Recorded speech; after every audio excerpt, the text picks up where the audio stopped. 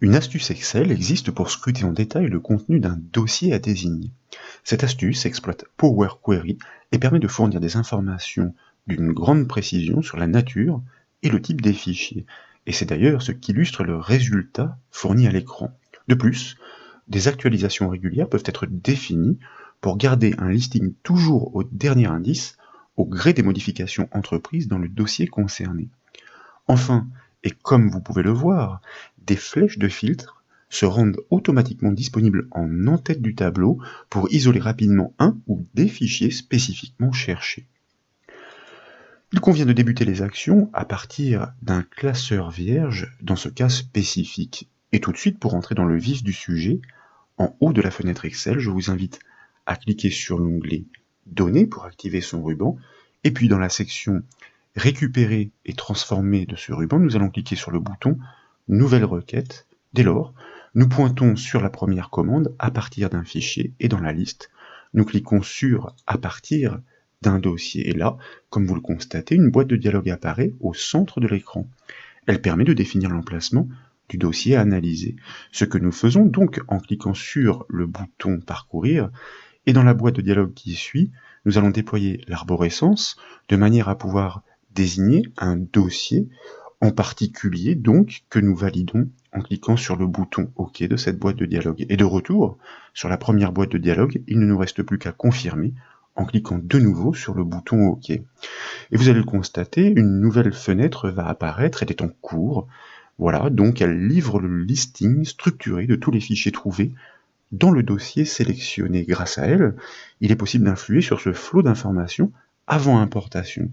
L'objectif est de maîtriser les données que l'on souhaite manipuler sur la feuille pour ne pas devoir supprimer après coup certaines colonnes non souhaitées. Pour cela, pour la démonstration en bas de la fenêtre, je vous propose désormais de cliquer sur le bouton Transformer les données.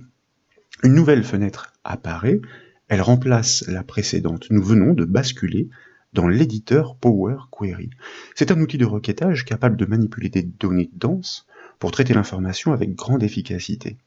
Mais ici, nous allons nous contenter d'une action simple. Power Query fera l'objet de travaux et formations aboutis que je vous proposerai. Donc je vous propose, par exemple, de cliquer droit sur l'entête de colonne de Date Accessed.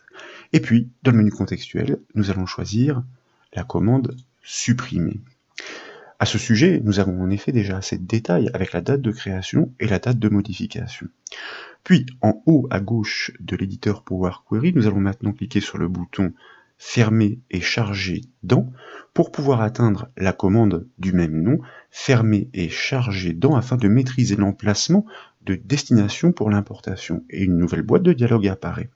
Elle permet notamment de définir le point de départ de l'importation. Pour cela, nous allons cocher la case feuille de calcul existante, et comme vous le constatez, si d'aventure la cellule sélectionnée par défaut ne vous convient pas, vous pouvez la redéfinir en cliquant sur ce petit bouton de manière à pouvoir pointer sur la première cellule, le point de départ pour l'importation. Nous cliquons donc sur le bouton OK pour valider et il ne nous reste plus qu'à confirmer une fois encore en cliquant sur le bouton Charger. Selon la densité du dossier et son imbrication de sous-dossiers à analyser, le traitement peut prendre quelques dizaines de secondes. Et à ce titre, vous voyez qu'un volet apparaît sur la droite de l'écran. Il renseigne sur la requête exercée, sur le nombre d'éléments traités et importés ou en cours d'importation comme ici. Power Query est en effet en train d'analyser tous les fichiers, en train de récolter et consolider tous leurs attributs, donc ceux que nous avons pu voir, comme l'extension, comme la date de création, et y compris dans les sous-dossiers, donc il y a beaucoup de travail à faire. Ce volet pourra être fermé à l'issue.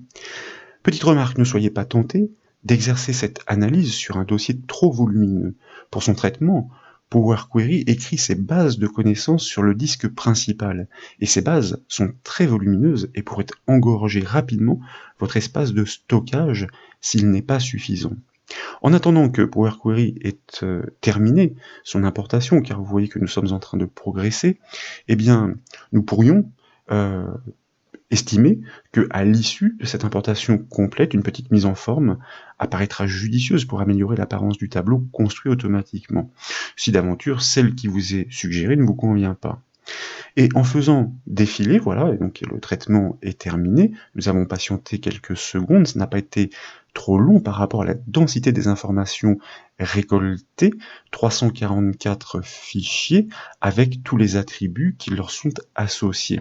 Et vous remarquez, en regardant la dernière colonne, ici, folder path, c'est-à-dire le chemin d'accès à chacun de ces fichiers, que ce sont bien tous les fichiers, y compris ceux situés dans les sous-dossiers imbriqués, qui ont bien été parcourus, analysés et consolidés.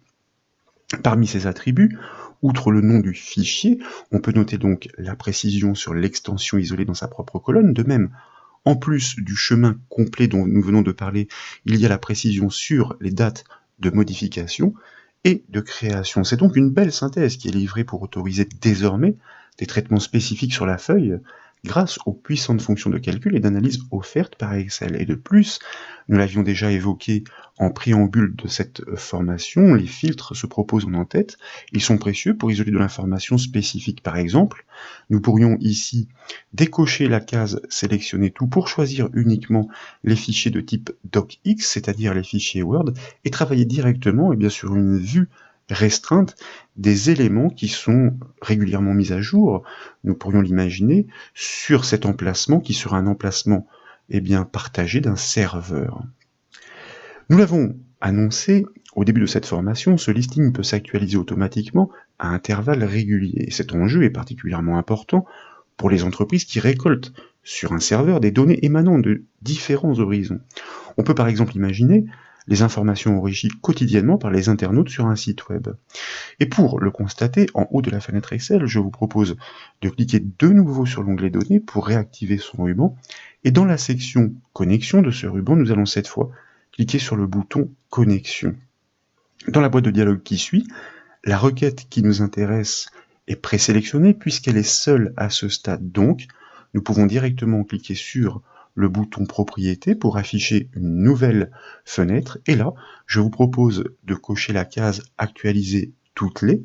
À vous de voir ensuite le minutage associé que vous souhaitez pour la fréquence des mises à jour, pour que Power Query aille scruter de nouveau les fichiers présents dans le dossier et les sous-dossiers afin d'actualiser l'offre qui est ainsi importée sur la feuille Excel. Et c'est ainsi que si vous ajoutez ou créez vous-même pour la démonstration un fichier dans ce dossier traité, vous constaterez son apparition dans le listing à chaque fois que la minuterie est passée. Voilà donc pour cette nouvelle astuce Excel, j'espère qu'elle vous a plu. Si c'est le cas, comme toujours, je compte sur vous pour mettre un petit j'aime à la vidéo et comme vous le savez, vous pouvez retrouver toutes les formations et astuces sur le site bombache.fr. Je vous remercie.